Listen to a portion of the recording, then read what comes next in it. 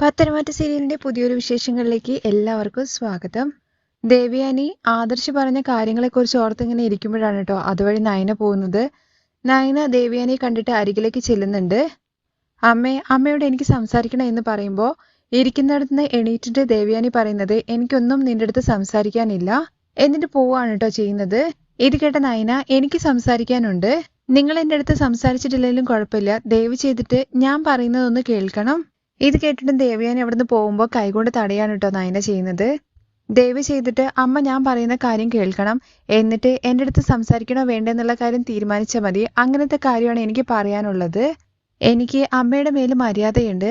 പിന്നെ മീനാക്ഷി ചേച്ചിക്ക് അമ്മ പണം കൊടുക്കില്ല എന്ന് പറഞ്ഞ കാര്യം എനിക്ക് അറിയില്ലായിരുന്നു. അറിഞ്ഞിരുന്നെങ്കിൽ അമ്മ കൊടുക്കാത്ത പണം ഞാൻ എന്തിനാ കൊടുക്കുന്നത്? ദയവ് ചെയ്തിട്ട് അമ്മ എന്നെ ഒന്ന് മനസ്സിലാക്ക്. അറിഞ്ഞുകൊണ്ട് ഞാൻ ഒന്നും ചെയ്തിട്ടില്ല എന്ന് പറയുമ്പോൾ ദേവയാനി തിരിച്ചു പറയുന്നത്, ഇതിനു മേലെ നീ എന്താണ് ചെയ്യാൻ വേണ്ടി പോകുന്നത്? ഈ വീട്ടില് എന്നെ ഇത്രത്തോളം വേദനിപ്പിക്കുന്ന രീതിയിലല്ലേ നീ ചെയ്തത്? അതിനപ്പുറം നീ എന്താ ചെയ്യേണ്ടത്? എൻ്റെ മകൻ ആദർശ് എന്നോട് എതിർത്ത് സംസാരിക്കുന്ന രീതിയിൽ ആക്കി വെച്ചില്ലേ നീ? ഞാൻ നോക്കി നടത്തിയ ഈ കുടുംബം എന്നെ തനിയാക്കിയതുപോലെ ആയില്ലേ? ഇപ്പോ നീ വിചാരിച്ചതുപോലെ തന്നെ എൻ്റെ മോൻ നിന്റെ ഭാഗത്തേക്ക് വരാൻ തുടങ്ങിയില്ലേ? അച്ഛനും അമ്മയും എപ്പോഴും നിന്നെയല്ലേ സപ്പോർട്ട് ചെയ്യുന്നത്? ഇനിയിപ്പോ നീ എന്നോട് ഓരോന്ന് പറഞ്ഞിട്ട് ഒന്നും ആവാൻ വേണ്ടി പോകുന്നില്ല, നീ പോവാൻ നോക്ക് എന്ന് പറഞ്ഞിട്ട് ദേവയാനി പോകുമ്പോ അമ്മയെന്ന് വിളിച്ചുകൊണ്ട് വീണ്ടും തടയാണ് കേട്ടോ നയന ചെയ്യുന്നത് ദേവയാനിയെ. അമ്മയുടെ മനസ്സെന്താന്നുള്ള കാര്യം എനിക്കറിയില്ല.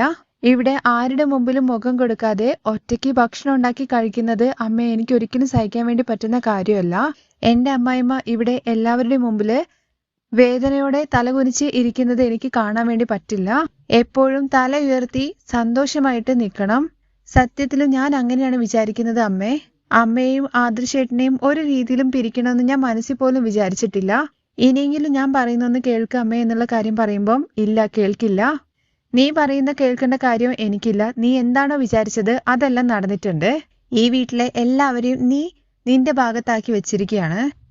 ഇപ്പോ ആദർശാണെന്നുണ്ടെങ്കിൽ നിന്റെ അഭിനയം കണ്ടിട്ട് അവനും നിന്റെ ഭാഗത്ത് വരാൻ തുടങ്ങി. എന്നാ അവരെ പോലെ നീ പറയുന്നത് കേട്ടിട്ട് നിന്റെ പുറകെ വരുമെന്ന് നീ വിചാരിക്കണ്ട. പിന്നെ ഞാനായിട്ട് എല്ലാം ഒതുങ്ങിയിട്ട് ഒരു ഭാഗത്ത് ഇരിക്കുകയാണ്. പിന്നെ നീ എന്തിനാ എന്നെ നിന്റെ നടുപ്പിന് വരുത്താൻ വേണ്ടി ശ്രമിക്കുന്നത്? നീ പ്ലാൻ ചെയ്തതുപോലെ തന്നെ നീ കുടുംബത്തിലെ എല്ലാവരും നിന്റെ പുറകെ തന്നെ ഉണ്ടല്ലോ. നീ വലിയ രാജാവിനെ പോലെ കുടുംബം നടത്ത്. എന്നിട്ട് ദേവയാനി പോവാണ് കേട്ടോ. ഇതൊക്കെ കേട്ടിട്ടും നല്ല രീതി പറഞ്ഞിട്ടൊന്നും ദേവയാനി കേൾക്കുന്നില്ല. അവസാനം നയന പറയുന്നുണ്ട്, ഒരു നിമിഷം അമ്മ നിക്ക്, ഞാൻ പറയുന്നത് കേട്ടിട്ട് പോയാൽ മതി. ഇതുവരെ നിങ്ങൾ പറഞ്ഞതുപോലെ ഞാൻ മനസ്സിൽ പോലും കരുതിയിട്ടില്ല. പക്ഷെ ഒരു കാര്യം, നിങ്ങളിപ്പോൾ പറഞ്ഞതുപോലെ എല്ലാം നടക്കോ ഇല്ലേ എന്നുള്ള കാര്യം എനിക്ക് ഒരിക്കലും ഗ്യാരണ്ടി തരാൻ വേണ്ടി പറ്റില്ല. എന്നെയും വെല്ലുവിളിക്കാൻ തുടങ്ങിയോന്ന് ഇത് കേട്ട് ദേവയാനി അരികിലേക്ക് ചെന്ന് നയനയോട് ചോദിക്കുകയാണേ, എന്താ അമ്മ ഇങ്ങനെയൊക്കെ പറയുന്നത്? ഈ ജന്മം എനിക്ക് അതിനുള്ള ധൈര്യം ഉണ്ടാവുമെന്ന് അമ്മയ്ക്ക് തോന്നുന്നുണ്ടോ? നിങ്ങൾ വിചാരിക്കുന്നത് പോലെ അഭിനയിച്ചും കൊണ്ട് ഞാൻ ആരെയും എൻ്റെ പക്കലാക്കിയിട്ടില്ല. നിങ്ങളെ മോനെയും കൂടി ചേർത്തിട്ടാണ് ഞാൻ പറഞ്ഞത്. അപ്പോൾ നടന്നതെല്ലാം എന്ന് ചോദിക്കുന്ന സമയത്ത് തിരക്ക് പിടിക്കല്ലേ, എല്ലാം ഞാൻ പറയാൻ വേണ്ടി പോവാണ്. ഇനിയാണ് അമ്മേ നിങ്ങൾ പറഞ്ഞതുപോലെ നടക്കാൻ വേണ്ടി പോകുന്നത്. അമ്മ പറഞ്ഞതുപോലെ ഇവിടെയുള്ള ആൾക്കാരുടെ സപ്പോർട്ടോട് കൂടിയിട്ട് ഞാൻ ഈ രാജ്യത്തെ ഭരിക്കാൻ വേണ്ടി പോവാണ്. അതെ അമ്മേ, അതാണ് നടക്കാൻ വേണ്ടി പോകുന്നത്. നിങ്ങൾ പറഞ്ഞതുപോലെ ഇനി ആരും എൻ്റെ മേലെ ഒരു വാക്കും പറഞ്ഞു വരില്ല. നിങ്ങളോടുള്ള മര്യാദയുടെ പുറത്ത് നിങ്ങളൊരു വാക്ക് പറഞ്ഞു കഴിഞ്ഞാൽ അതിൻ്റെ മേലെ ആരും പോകില്ല. മറന്നുപോയോ? അന്ന് അമ്മ പറഞ്ഞിട്ടല്ലേ എല്ലാവരും എന്നോട് മിണ്ടാതെ നിന്നിട്ടുണ്ടായിരുന്നത്? അതിലൂടെ തന്നെ മനസ്സിലാവില്ലേ അമ്മയുടെ പവർ എന്താണെന്നുള്ള കാര്യം? എന്നോടുള്ള ദേഷ്യത്തില് ഈ കുടുംബത്തെ വിട്ടിട്ട് അമ്മ എന്തെങ്കിലും ചെയ്തു കഴിഞ്ഞു കഴിഞ്ഞാൽ ഇതുവരെ അമ്മയുടെ കൺട്രോളിലിരുന്ന ഈ കുടുംബം മൊത്തത്തില് താനെ എൻ്റെ പക്ഷത്തേക്ക് വരില്ലേ? അങ്ങനെ വന്നിട്ട് ഞാൻ വേണ്ടാന്ന് പറഞ്ഞു കഴിഞ്ഞാലും താനെ എല്ലാം എൻ്റെ അരികിലേക്ക് തന്നെ വരും. അയ്യോ, അങ്ങനെ എങ്ങനെ നടന്നു കഴിഞ്ഞു കഴിഞ്ഞാൽ എല്ലാം അമ്മയെ വിട്ടു പോവില്ലേ? നിങ്ങളെ പയ്യൻ ഉൾപ്പെടെ എന്ന് പറയാണേ. എന്നാ ആ ഒരു അളവിലേക്ക് പോകാൻ വേണ്ടിയിട്ട് അമ്മ വിട്ടുകൊടുക്കില്ല എന്ന് എനിക്കറിയാം. നിങ്ങൾക്ക് ഈ കുടുംബത്തിന്റെ മേലെ ഒരുപാട് അധികാരവും അവകാശവും എല്ലാം ഉണ്ട്. ഇപ്പോ അമ്മ എടുത്ത ഈ തീരുമാനം എന്നോടുള്ള ദേഷ്യത്തിന്റെ പുറത്താണല്ലോ. എന്നാ അമ്മയ്ക്ക് അങ്ങനെ ഒരിക്കലും എല്ലാം ഒഴിവാക്കിയിട്ട് പോകാൻ വേണ്ടി പറ്റില്ല. നിങ്ങളെ മകനും അങ്ങനെ തന്നെയാണ്. എനിക്ക് വേണ്ടിയിട്ടല്ല, വേറെ ആർക്ക് വേണ്ടിയിട്ടും നിങ്ങളെ ഒരിക്കലും നിങ്ങളെ മകൻ വിട്ടുകൊടുക്കില്ല. അവരെ എന്നെക്കുറിച്ച് അപ്പ പറഞ്ഞത് പോലും എനിക്ക് വേണ്ടിയിട്ടല്ല, ന്യായത്തിന് വേണ്ടിയിട്ടാണ്. അത് നിങ്ങൾക്ക് തന്നെ അറിയാം. പക്ഷേ എന്നോടുള്ള ദേഷ്യത്തിന്റെ പേരിൽ നിങ്ങൾ അതൊരിക്കലും വിശ്വസിക്കുന്നില്ല എന്ന് മാത്രമാണ്. ആരെന്ത് തെറ്റ് ചെയ്തു കഴിഞ്ഞാലും അവര് നമ്മുടെ സ്വന്തമാണോ ബന്ധമാണോ എന്ന് നോക്കാതെ പക്ഷത്ത് നിൽക്കണോ എന്നുള്ള കാര്യം പറഞ്ഞു കൊടുത്തത് അമ്മ തന്നെയല്ലേ? ഞാൻ പറയാനുള്ളതൊക്കെ പറഞ്ഞു. ഇനി അമ്മയുടെ ഇഷ്ടം പോലെ എന്താന്ന് വെച്ചാൽ ചെയ്തോളൂ.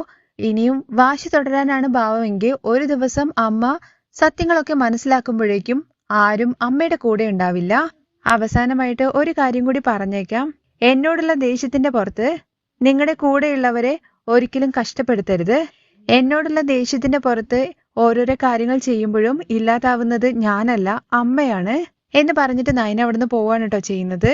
നയന പോയതിനു ശേഷം ദേവയാനിയുടെ ചെവിയിൽ ഇങ്ങനെ മുഴങ്ങാണ് നയന പറഞ്ഞ ഓരോരോ കാര്യങ്ങളും കേട്ടോ. ദേവയാനി പഴയതുപോലെ തന്നെ ആവാൻ വേണ്ടിയിട്ട് നയന മനഃപൂർവ്വം പറഞ്ഞ കാര്യങ്ങളാണ് കേട്ടോ ഇതൊക്കെ. അങ്ങനെ ദേവയാനി പഴയ ഒരു സിറ്റുവേഷനിലേക്ക് തന്നെ വരികയാണ്. തുടർന്ന് പിറ്റേ ദിവസം രാവിലെ നയന അടുക്കളയിൽ ജോലി ചെയ്തുകൊണ്ടിരിക്കുന്നുണ്ട്. ബാക്കി എല്ലാവരും ഹാളിൽ ഇങ്ങനെ ഇരിക്കുമ്പോൾ ഹാളിൽ നിന്നുകൊണ്ട് നയനയെ വിളിക്കുകയാണ് കേട്ടോ ചെയ്യുന്നത്. എന്നിട്ട് നയന അരികിലേക്ക് വരുമ്പോൾ ഇത്ര നേരമായിട്ടും ഇവിടെയുള്ള എല്ലാവർക്കും കോഫി കൊടുത്തില്ലേ എന്ന് ചോദിക്കുകയാണേ. ഇത് കേൾക്കുമ്പോൾ എല്ലാവരും ഇങ്ങനെ ഞെട്ടുന്നുണ്ട്. അത് കഴിഞ്ഞ് ജയം പറയുന്നുണ്ട്, എന്തിനാ ദേവയാനി നീ ഇങ്ങനെ ടെൻഷൻ അടിക്കുന്നത്? നയനമോള് എല്ലാവർക്കും കോഫി കൊടുത്തു, നിനക്കും ചേർത്തിട്ടാണ് എടുത്തിട്ടുണ്ടായിരുന്നത്. നിന്റെ ചായ തണുത്തു പോയി എന്ന് പറഞ്ഞിട്ട് അവൾ ഇപ്പൊ എടുത്തുകൊണ്ട് പോയതേ ഉള്ളൂ എന്ന് പറയണേ. തുടർന്ന് നയന പറയുന്നുണ്ട്, അമ്മയ്ക്ക് ഇപ്പൊ കോഫി അല്ലേ വേണ്ടത്, ഞാൻ ഉടനെ തന്നെ എടുത്തോണ്ട് വരാം എന്ന് പറഞ്ഞിട്ട് പോവാണ് കേട്ടോ. ചെല്ല് എന്ന് പറഞ്ഞിട്ട് ദേവയാനി പറഞ്ഞു വിടുകയാണ്. അത് കഴിഞ്ഞ് ജലജ വിചാരിക്കുന്നുണ്ട്, ഇപ്പൊ എന്താ ഇവിടെ ഒരു മാറ്റം വന്നേ? എന്തായാലും ദേവയാനിനെ ഒന്നും കൂടി മൂച്ചു കയറ്റാ എന്നുള്ള രീതിയിൽ തന്നെ പോവാണ് കേട്ടോ. എന്താ ഏട്ടത്തി, ഇത്രയൊക്കെ നടന്നിട്ടും ഏട്ടത്തി നയനയെ കൊണ്ട് തന്നെയാണോ കോഫി എടുപ്പിക്കുന്നത്? നിങ്ങൾക്ക് സംഭവിച്ച അപമാനം എനിക്ക് തന്നെ താങ്ങാൻ പറ്റുന്നില്ലായിരുന്നു. പക്ഷെ നിങ്ങൾ എന്താ ഇങ്ങനെയൊക്കെ പറയുന്നത്? അങ്ങനെ നമ്മുടെ ജലജയുടെ സംസാരം കേട്ടിട്ട് മുത്തശ്ശി പറയുന്നുണ്ട്, ജലജയെ മതി നിർത്ത്, നിനക്കെന്താ പ്രശ്നം? നയനമോൾക്ക് ഇട്ടിട്ട് ദേവയാനി ചായ കുടിച്ചതിൽ എന്താ നിനക്ക് ബുദ്ധിമുട്ടുണ്ടോ? അവളുടെ മനസ്സ് മാറിയിട്ട് ഈ പ്രശ്നങ്ങളെല്ലാം അവസാനിക്കണമെന്ന് നിനക്ക് ആഗ്രഹമില്ലേ? അല്ലെങ്കിൽ അവളുടെ മനസ്സ് മാറരുതെന്നാണോ നീ വിചാരിക്കുന്നത്? ഞാൻ എന്തിനും അമ്മ അങ്ങനെയൊക്കെ വിചാരിക്കുന്നതെന്ന് ചോദിക്കുമ്പോൾ നിങ്ങൾ അങ്ങനെ വിചാരിക്കുന്ന ആളാണല്ലോ. ആരെങ്കിലും തമ്മിൽ പ്രശ്നം ഉണ്ടെങ്കിൽ അവരുടെ മനസ്സ് ചൂഴ്ന്നിട്ട് അവിടെ കൂടുതൽ പ്രശ്നം ഉണ്ടാക്കാൻ വേണ്ടിയിട്ടാണല്ലോ ജലജ ശ്രമിക്കുന്നത് എന്നുള്ള കാര്യം നമ്മുടെ ജാനകിയും പറയാണേ.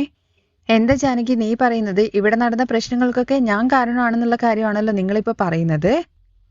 ഏട്ടത്തി ഇവിടെ നയനയുടെ അടുത്ത് ദേഷ്യപ്പെട്ടു, അത് അവൾ ചെയ്ത പ്രവൃത്തി കൊണ്ടാണല്ലോ. അതിന് എല്ലാവരും കൂടി ചേർന്നിട്ട് ഏട്ടത്തിയെ തെറ്റാണെന്നുള്ള രീതിയിൽ വരുത്തി തീർത്തു. ഇതിൽ ഒരു അറിവില്ലാത്ത എന്നെ എന്തിനാ ഇതിലേക്കൊക്കെ വലിച്ചഴിക്കുന്നത്? കണ്ടല്ലോ ഏട്ടത്തി, ഇവര് പറയുന്നതൊക്കെ. ഇവരൊന്നും പറയുന്നിട്ട് ഏട്ടത്തി ഒരിക്കലും ഇറങ്ങി വരേണ്ട കാര്യമൊന്നുമില്ല. നിങ്ങളെ മരുമകളെ നിലയ്ക്ക് നിർത്താനുള്ള അധികാരം നിങ്ങൾക്കില്ലേ? ഈ തവണ നിങ്ങൾ നയനയെ വിട്ടുകൊടുത്തിട്ടുണ്ടെന്നുണ്ടെങ്കിൽ അവള് നിങ്ങളുടെ തലയിൽ കയറും. ദയവ് ചെയ്തിട്ട് മനസ്സിലാക്കിക്കൊള്ളാൻ വേണ്ടി പറയാണ് കേട്ടോ ജലജ. അപ്പോഴേക്ക് നയന ചായ ആയിട്ട് വരികയാണ് കേട്ടോ. എന്നിട്ട് ചായ കൊടുക്കുന്നുണ്ട്. ദേവയാനി അത് മേടിച്ച് കുടിക്കുന്നുണ്ട് കേട്ടോ. അത് കഴിഞ്ഞിട്ട് എന്നോടുള്ള ദേഷ്യത്തിന്റെ പേരിൽ അമ്മ എൻ്റെ അടുത്ത് മിണ്ടാതിരിക്കാൻ വേണ്ടിയിട്ട് നിങ്ങൾ ഓരോന്നും പണി ഒപ്പിക്കുന്നത് ശരിയല്ല എന്നുള്ള കാര്യം തന്നെ ജലജയുടെ അടുത്ത് നയന പറയാണ് കേട്ടോ. ഇത് ദേവയാനി കേൾക്കുന്ന സമയത്ത് ഇതിന് ആവശ്യമില്ലാത്തടുത്ത് സംസാരിക്കാൻ വേണ്ടി നിൽക്കുന്നത്. നീ ഇപ്പൊ ടിഫിൻ ഉണ്ടാക്കുകയല്ലേ, പോയിട്ട് ചെയ്യാൻ നോക്കുക എന്ന് പറയുമ്പോൾ ദേവയാനി ശരിക്കും നയനയെ സപ്പോർട്ട് ചെയ്യുന്ന രീതിയിൽ ജലജയുടെ അടുത്ത് സംസാരിക്കുകയാണ്. ഇത് കേൾക്കുമ്പോൾ നയനയ്ക്ക് ഒരുപാട് സന്തോഷമാവുകയും നയന അവിടെ നിന്ന് പോവുകയും ചെയ്യാണ് കേട്ടോ. പോകുന്നതിൻ്റെ ഇടയ്ക്ക് ദേവയാനി ഒന്ന് നിൽക്കുക എന്ന് പറഞ്ഞിട്ട് നീ ഇപ്പൊ എന്താ ഉണ്ടാക്കാൻ വേണ്ടി പോകുന്നതെന്ന് ചോദിക്കുകയാണെ. ഞാൻ ഇഡ്ഡലിയും സാമ്പാറും ചട്നിയും എന്ന് പറയുമ്പോൾ ആരോട് ചോദിച്ചിട്ട് ഉണ്ടാക്കുന്നതെന്ന് ചോദിക്കുന്നുണ്ട്. അത് എന്ന് പറയുമ്പോൾ ഇനി എന്ത് ചെയ്യുന്നതിന് മുമ്പ് എൻ്റെ അടുത്ത് ചോദിക്കണം എന്ന് പറയുകയാണെ. അങ്ങനെയാണെങ്കിൽ അമ്മ എന്താ ഉണ്ടാക്കേണ്ടതെന്ന് ചോദിക്കുമ്പോൾ എന്താ ഉണ്ടാക്കേണ്ടതെന്ന് ചോദിക്കുകയാണെ. നീ പോയിട്ട് ദോശ ഉണ്ടാക്കുക എന്ന് പറയാണ്. ശരി എന്ന് പറഞ്ഞിട്ട് അവിടുന്ന് പോകുമ്പോൾ മുത്തശ്ശി പറയുന്നുണ്ട്, മോളെ നിൽക്ക്. എന്താ മുത്തശ്ശി എന്ന് ചോദിക്കുമ്പോൾ നിനക്ക് ഒറ്റയ്ക്ക് ബുദ്ധിമുട്ടണ്ട, നീ അടുക്കളയിൽ നിനക്ക് എന്ത് ഹെൽപ്പ് വേണമെന്നുണ്ടെങ്കിലും ജാനകിയുടെ അടുത്ത് പറഞ്ഞാൽ മതി എന്ന് പറയുമ്പോൾ അതൊന്നും കുഴപ്പമില്ല മുത്തശ്ശി, എൻ്റെ അടുത്ത് അമ്മ സംസാരിച്ചല്ലോ, അതിനും പകരം എനിക്ക് വേറെ ഒന്നും വേണ്ട. ഇനി 1000 പേർക്കുള്ള ഭക്ഷണം ഉണ്ടാക്കണമെന്നുണ്ടെങ്കിൽ ഞാൻ അത് ഒറ്റയ്ക്ക് തന്നെ ചെയ്യും എന്ന് പറഞ്ഞിട്ട് ഭയങ്കര സന്തോഷത്തോട് കൂടിയിട്ട് നയന ഉള്ളിലേക്ക് കയറി പോവാണ് കേട്ടോ ചെയ്യുന്നത്.